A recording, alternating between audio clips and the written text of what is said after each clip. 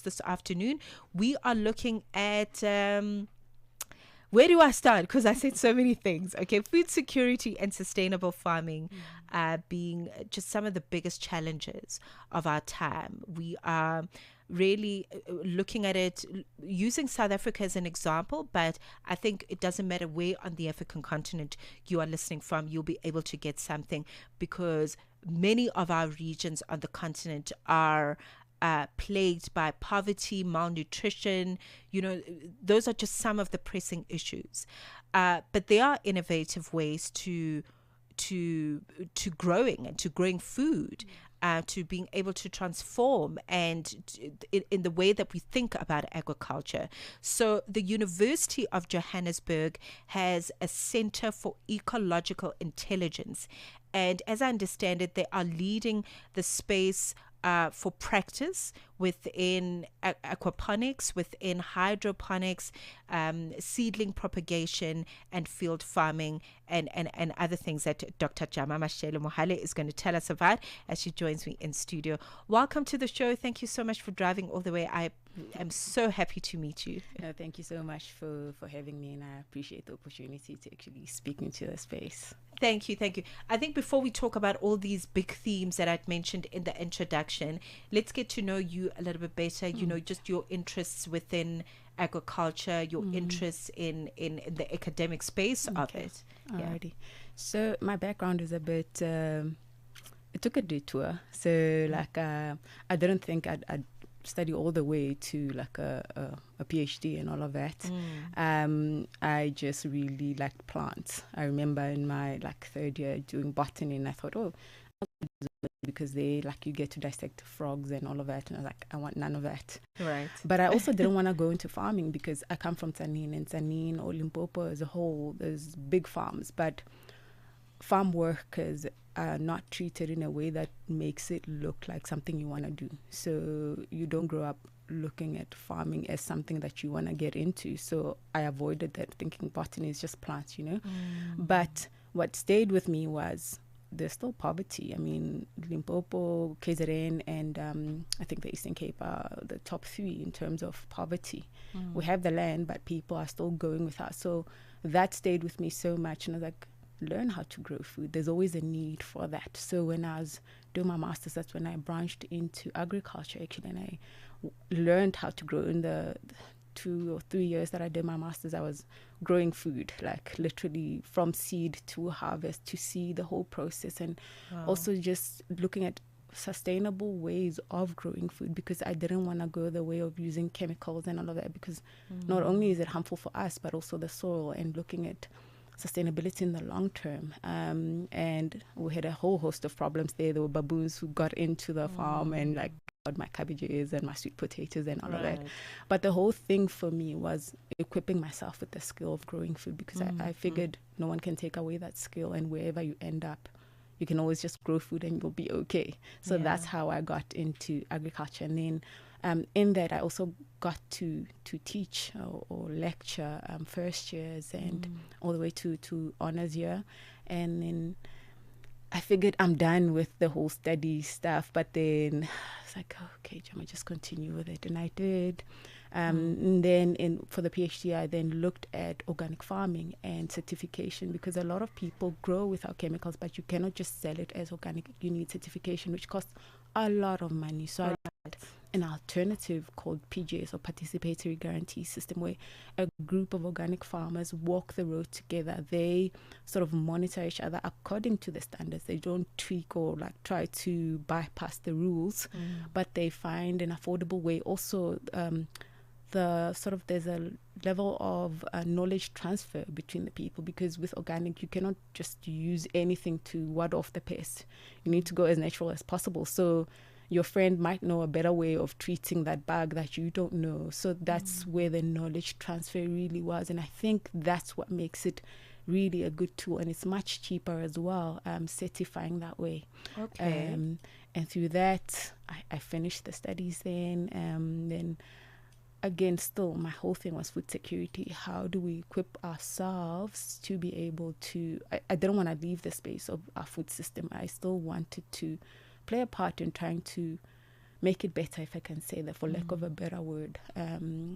Get more people to start growing their own food instead of relying just going to the shop and buying, when you can use your own little space type of situation. And so that's how I ended up at a Center for Ecological Intelligence. I was working for a business where we were helping small scale farmers actually to upscale them, in a sense of like moving from subsistence towards commercialization. And we found out that the major challenge was that it's not that they didn't know how to grow food, but more the financial part of that. There's a lot of admin in farming. So as a farmer, you have to wear multiple hats.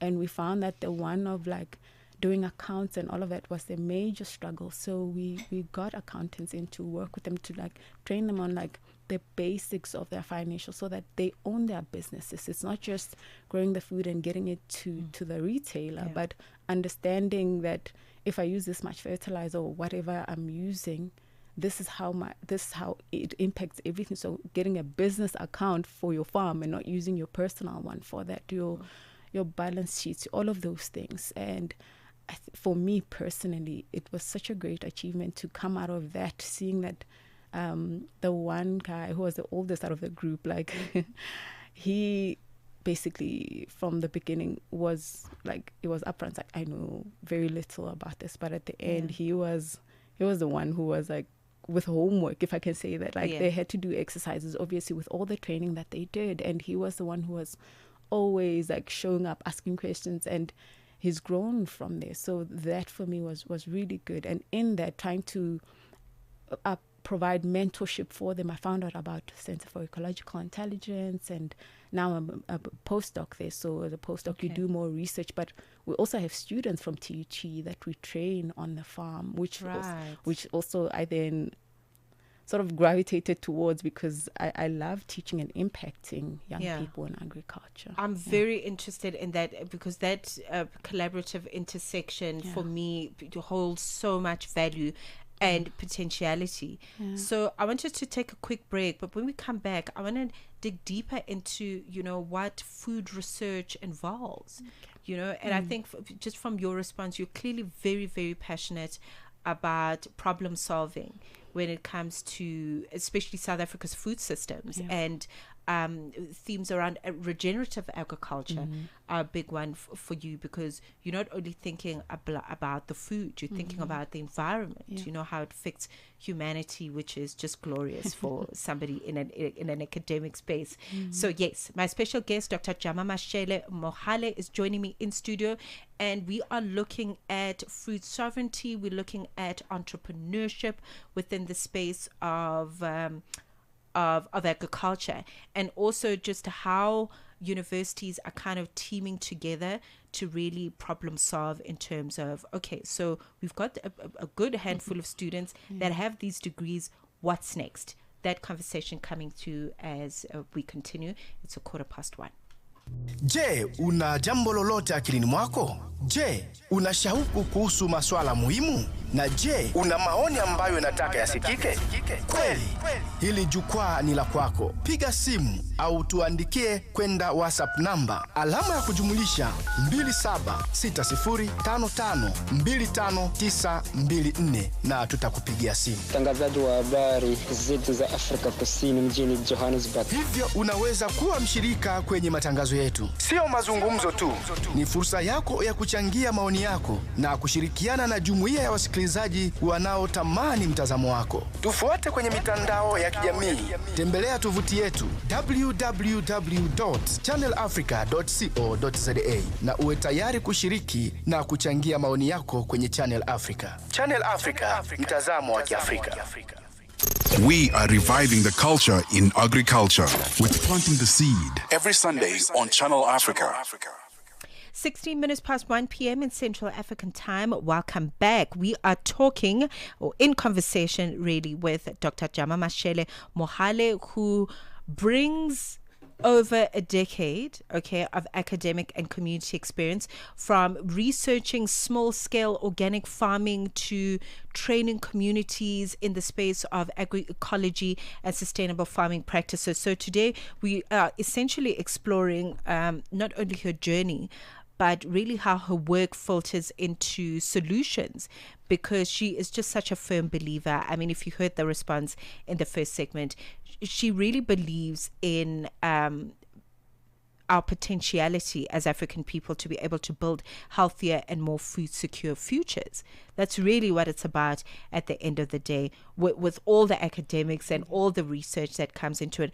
But let's talk about food system research. Okay, what does the current food system look like? And in the research, what are you discovering in terms of what we can hold for potentiality to change things and make them better? Okay. I think the common narrative is that our food system is broken. And I think that when you hear that, you're like, how do we even solve something that's broken? And I think it has to be very context specific. Each area does things differently. And also us as civilians owning our food. Like, we're so used to you just go somewhere and you buy your food. You don't necessarily know where it comes from or what's on it, which I feel like we need to start interrogating those things and start owning our food. And that's why I said I got into agriculture to learn how to grow food, because you start reading, okay, they spray this and they spray that, or this was grown here.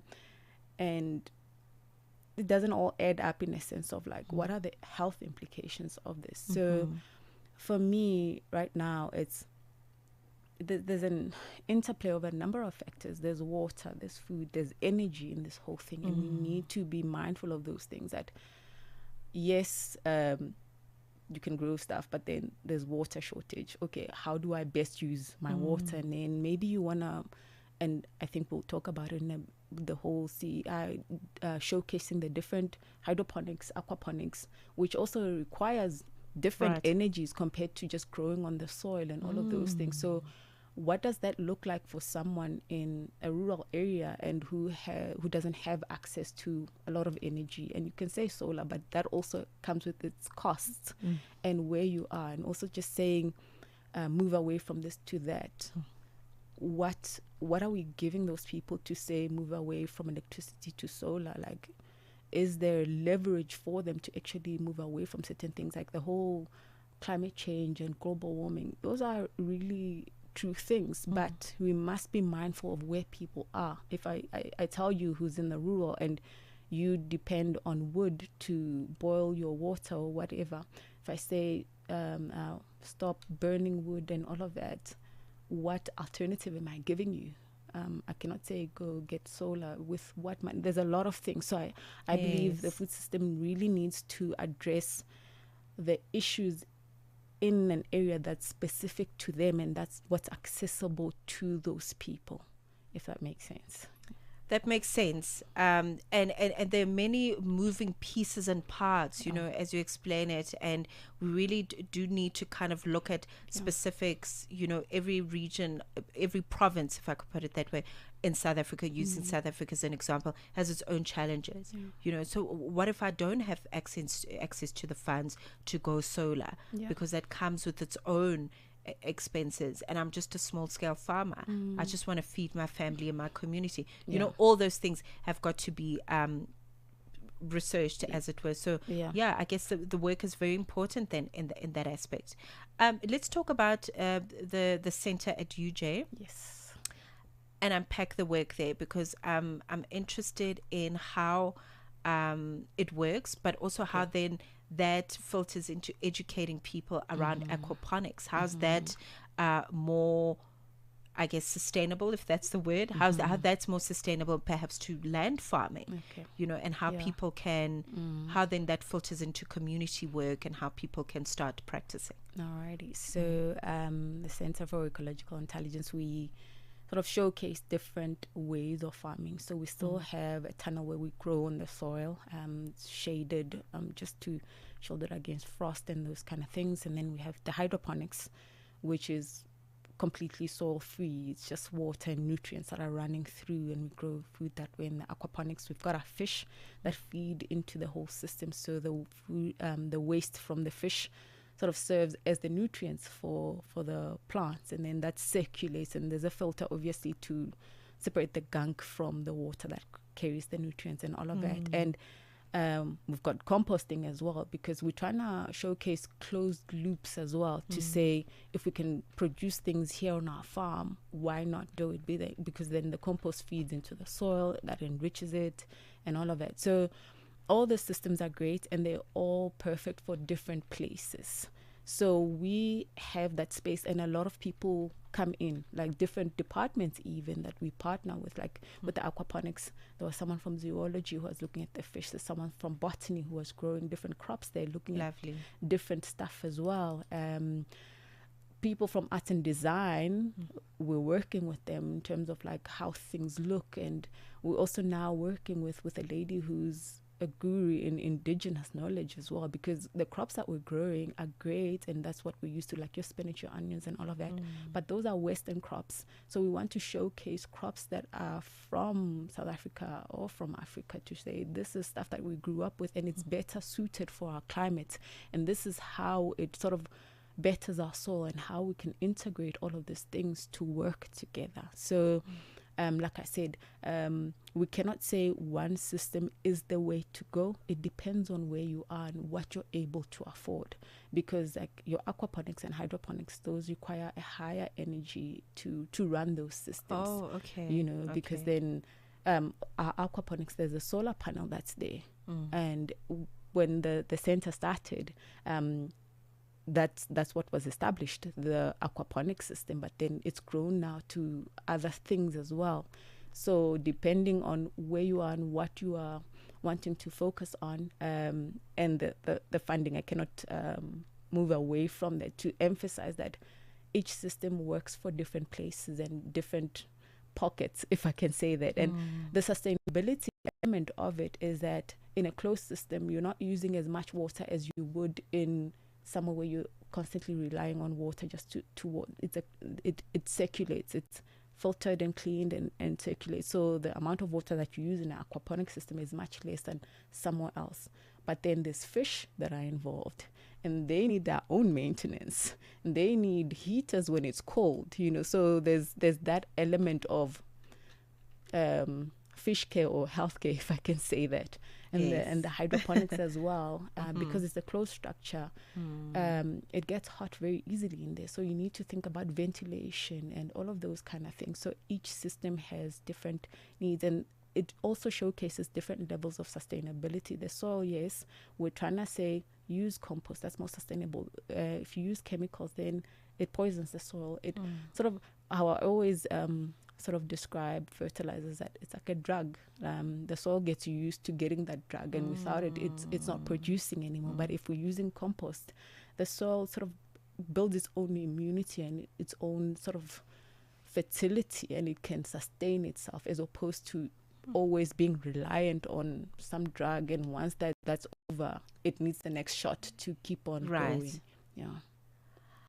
Listen, aquaponics is like my favorite discovery of all time, because it incorporates so many wonderful things. You know, there's science, there's environmentalism, you know, plant pathology, creativity, food security. So just on that note of food security, and I love how you explain it. You really are just such a teacher at heart.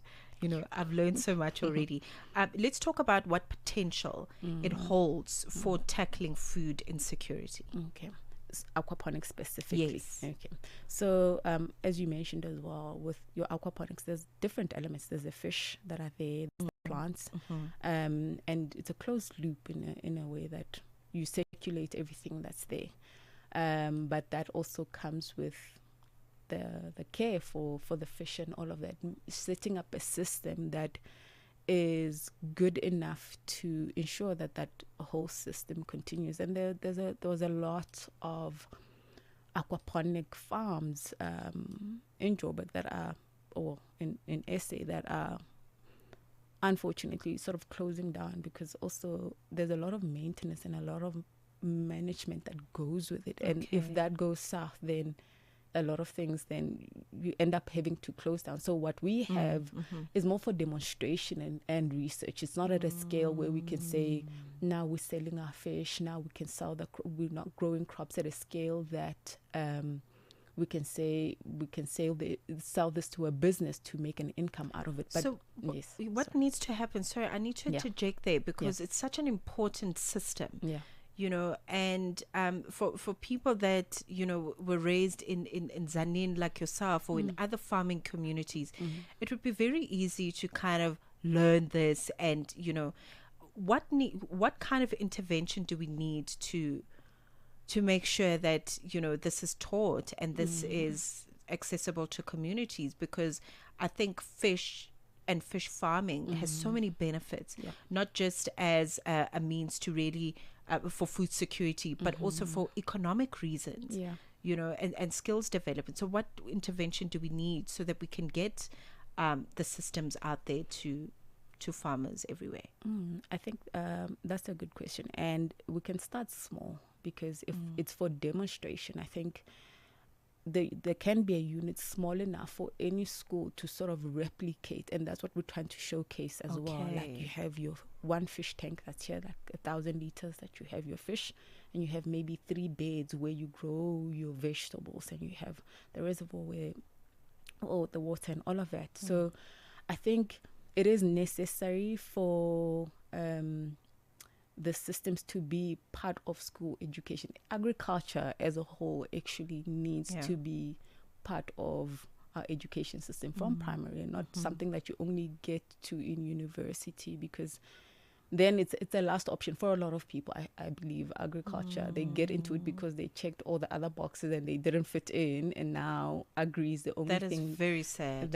It is very sad. So I think with aquaponics, there'll need to be initial investment, and I'm not sure how the schools are set up, if the budget allows for that to become an educational thing. But I suppose the whole department of education, higher and lower, needs to higher and basic, needs to look into more demonstration and applicable things in the schools for our kids. In a sense, it shouldn't all be theoretical, because I think hand skills are so artisanal, if I can say that. Especially now with AI and everything else. Yeah, because I think a lot of the jobs will be phased out, and we need to learn how to use our hands in that kind of way. So I believe your question very much is about how do we get these things to be in more schools. And I think, as I mentioned, there's a lot of capital that needs to go into setting up those systems. And I don't know if it should only come from the Department of Basic or Higher Education, or with agriculture as well, because the schools have the land or the open space. So a collaboration between those two to say, we'll set it up, and even like have people with the zoology background to come in and teach about the fish. So I think it opens up your world to say, oh, okay, fish, I didn't really think you can mix fish and crops, and also I can also eat the fish once they get to a certain age, or because the population also grows as they breed, and you're like, okay, what do I do with all this fish, you know? So making sure that the crops that are there are healthy enough, and that whole system as well needs to be balanced. And I think it would really be good to expose school children to those kind of systems. Maybe private businesses, sponsorship. I think it'll need a lot of lobbying, if I can say, or rather getting public interest into this kind of spaces to say, listen, there's other skills that we need to equip school children with, besides just your conventional sort of jobs and whatnot. So let's open it up to them and show them these things. And I think innovation, they'll be a lot more open to it by seeing these things at an earlier age rather than much later. Right. Yeah. I appreciate how you answered that question, because I didn't even think that, you know, we need to take it back to school, you know, back to the grassroots level, and really teach it first before we can even, you know, start with these projects.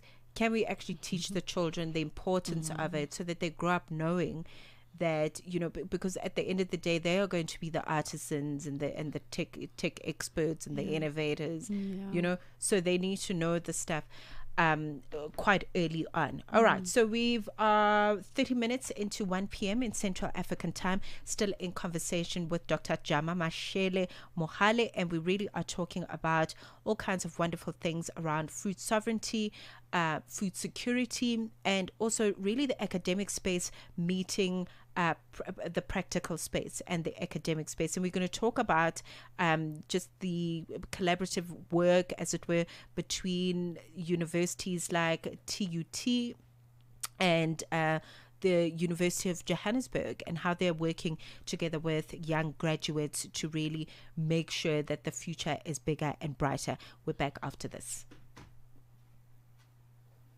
Channel Africa, your voice, your sound, and your home. Stay logged right here. Agri-tech, innovation, and the voices growing Africa's food future. Planting the Seed with Mmatsheko Mosito every Sunday from 12 to 2 p.m. only on Channel Africa, the African perspective. Thank you for staying with us. Okay, so we have been talking about the importance of aquaponics. If it's something that you are practicing, please just drop us a note if you're watching this live. I would love to know how you are making it sustainable in your community, how you are perhaps sharing knowledge and skills, around aquaponics in your community, wherever you are in the African region. We'd love to hear from you. You can drop us a line on Facebook, on Instagram, on X, which I will forever call it Twitter. Okay, it's Twitter. Drop us a line there, hashtag planting the seed or planting the seed CA, so that we can track the suggestions and the conversation with you. It's wonderful to see that some of the other work at the center involves seed propagation. Let's talk about that, because I think that's also just such an interesting element to add into there. Why is starting with strong seedlings so important, and how does it support community gardens? Okay, so again, we wanted to demonstrate a closed loop. So because if you don't grow your own seedlings, that means you have to take money out of your pocket and go buy somewhere else, and there's no guarantee of whether they'll germinate or not. So starting with seedling propagation is saying, okay, I've got 100 seeds and I want all of them to grow. And some of the seeds are carrots, are super tiny, and even your cabbage seeds are super tiny. So plant them in a place where you'll be able to monitor them until such a time where they're big enough for you to transplant into where you want them to grow.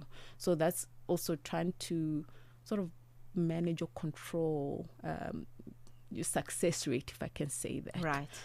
So making sure that you look after your seedlings, you water them at certain intervals, and when you think they're good, and you can also then the nutrients that go into them, ensure that you're feeding them. So it's sort of like knowing everything from seed to the end product, because sometimes you don't know where those seeds come from, how they've been treated, and all of those things. So if I'm saying I'm an organic farmer or whatnot, I need to be able to trace everything back to the seed. Like, this is how I grew it. This is what I put into the mixture when it was growing. So as opposed to me just going to my neighbor and buying their seedlings. And there's nothing wrong with that. I'm saying that if you want to be able to sort of own your system and see everything from seed to there, then it's another way of you keeping everything in your own space, if I can say that. So even with us, you mentioned students from TUT.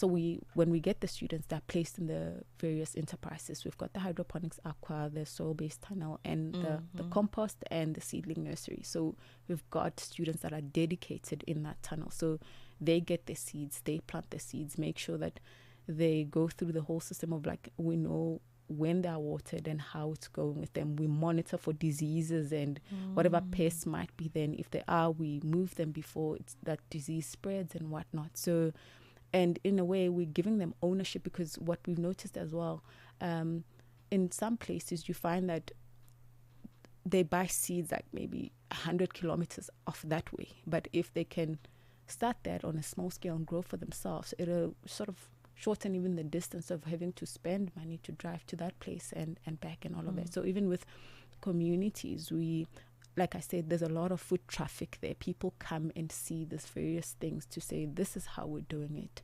And you can do the same. And I think with seedlings, it's not so much, it's not an expensive thing. You just need the space and the trays actually to grow. And if you've got compost, then you can make your own compost, which is another thing that we showcase on the site as well, to say you use your kitchen waste, dead leaves, cut boxes and whatnot, because you'd be like, where do I get the material? It's all around. So you start there, move it into where you want to start your seedlings, grow your seedlings until you're happy with them and transplant them to that. I think it saves cost and also just safeguards you in terms of knowing where what comes from, if I can put it that way.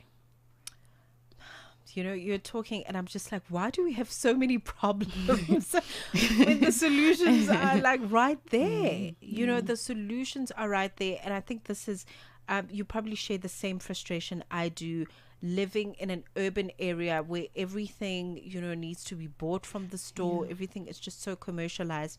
And there's absolutely no need for that. You know, if we had a sense of community, we would have thriving, you know, community gardens. We would be able to have systems in place for recycling that are efficient. Half the problems would be cured just by just this knowledge that is so basic. But I mean, it's just wilting away, and it's just, it frustrates me. It really, really does. I know I sound calm, but I'm screaming on the inside. Oh my goodness. Let's talk about the collaborative work, which is so important because students that are really passionate about agricultural industries or other supporting fraternities, whether it's in tech, innovation, you know, the drones and all the wonderful stuff that make agriculture in its modern form what it is. You know, how are the two universities meeting to not only share skills and research and, you know, in the space of academics, but how is that now filtering into entrepreneurship and creating space for thriving businesses as they leave the university space? So currently we take in students from TUT that are doing that third year. They need that year of training. It's part of their degree. Or diploma, so they need to, that third year is spent on a farm somewhere getting the practical experience. So the past couple of years, most of our students have come from TUT, so we place them in different enterprises on our side to make sure that we expose them to growing on the soil, to the hydroponics, to the aquaponics, to the seedlings and the composting. And that's all great, but we've also noticed that once that year is done, a lot of them struggle to get employment. And so to repeat that whole process lends us to insanity, in a sense of like, we're just churning out students, but we're not equipping them with skills to make them self-sufficient. And I think last year it clicked that, listen, they've got the practical experience. Why not redirect this towards entrepreneurship? Why not introduce agribusiness? Let's teach them. Yes, they know how to grow, but let's teach them how to look at the marketing part of this, look at how the financial part of this, look at how they can maybe even look at starting their own nursery. But what does that look like? Can they work on a pitch to say, I want to go into this business and grow seedlings to sell to the community? Instead of us growing 100 kilometers that way, I can fill that gap. Or someone saying,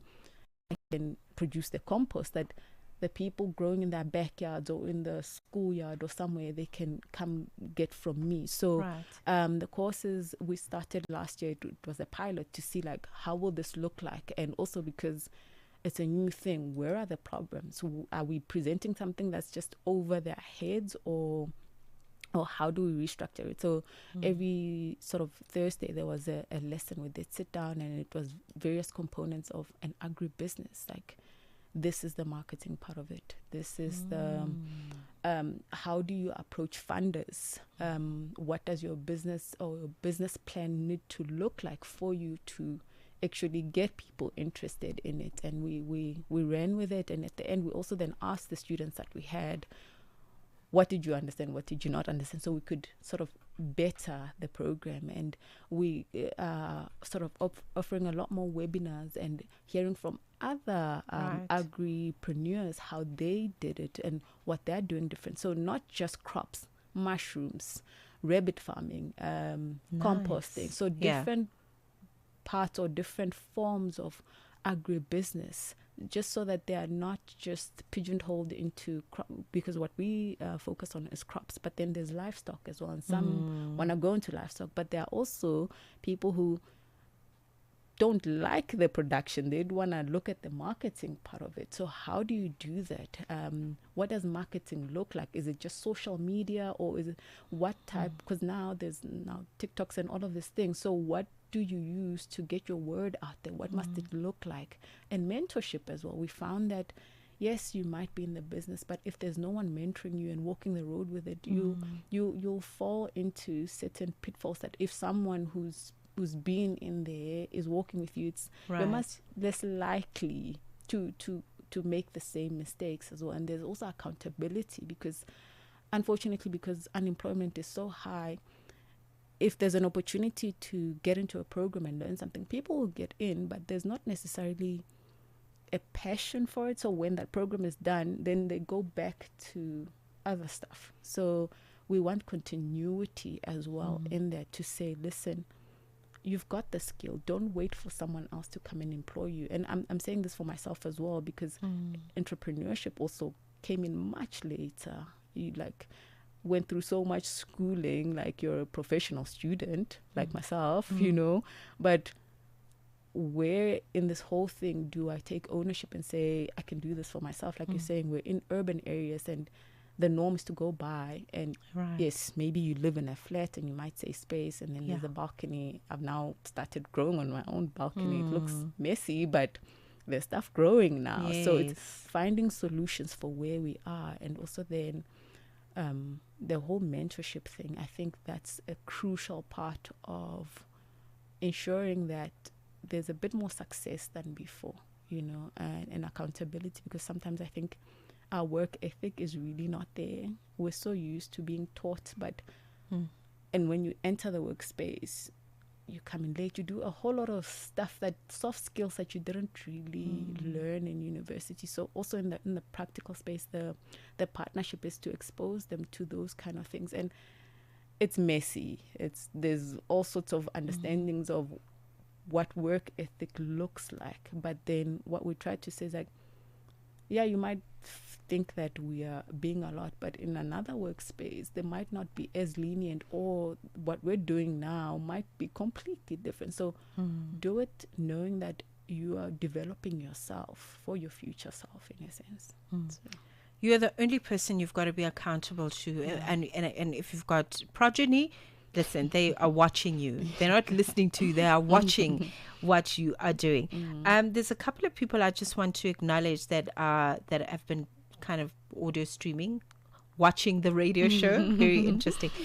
Trudy Sabelebele is watching from Pietermaritzburg. Thank you so much, Trudy, for what do you know, Trudy? I do. Hi, Trudy. We've got Linz Lamini also watching from the Kingdom of Eswatini. We've got Gugu Sangos, who is watching from Maritzburg, as well as Verushka Son, who is also watching from George in South Africa. So thank you very much for tuning in, and also just for mentioning that you are listening to The Good Doc. I know you know her personally, so thank you. As just finally, very quickly as we wrap up, Doc, let's talk about just your final message, I guess, for people interested in agriculture, ordinary listeners, farmers, policymakers. We've got all kinds of people that are listening all over the continent. How can we build healthier food systems? Just generally, where can we start? Because it looks like we literally need to start from the bottom up. So what are your top 5 tips? Well, that's a difficult one now, like summing it down to just 5. But as I mentioned, I feel like we need to take ownership of our food system. We're so used to going and buying stuff, but we need to be mindful that if I have the space, and I think a lot of us have grown up with some form of growing somewhere, subsistence.